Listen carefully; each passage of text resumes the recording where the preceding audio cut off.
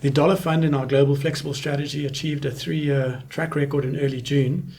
ranking amongst the top 6% of global flexible funds, followed by Morningstar over the 3-year period. Compounding at a little over 7% per annum in dollars meant that the fund meaningfully outperformed peers as well as its strategic benchmark, but most importantly delivered on the strategy objective, which is to deliver equity beating returns over the full market cycle,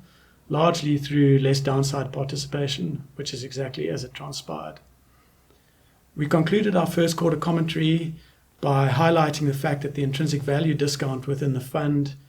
matched that observed in the fourth quarter of 2018, which had proved to be a fairly attractive entry point for global equities, and therefore we were not altogether surprised by the market rally during the quarter, albeit that the extent of the rally took us somewhat by surprise. We continued to increase the equity exposure in the fund on the back of the intrinsic value discount opportunity, from a low of below 50% in mid to late February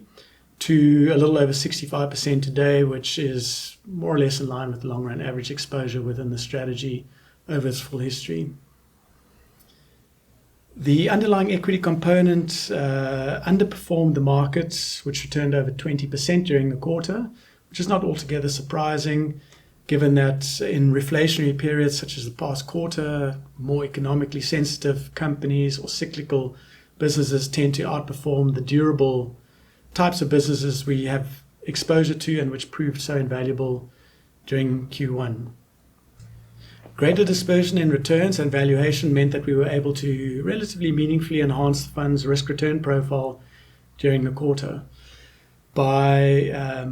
rotating some of the outperforming names within the fund and introducing a number of new holdings for the first time. We achieved more diversification and brought the free cash flow yield in the fund up to about 6%, which compares very favorably to US Treasuries yielding about 70 basis points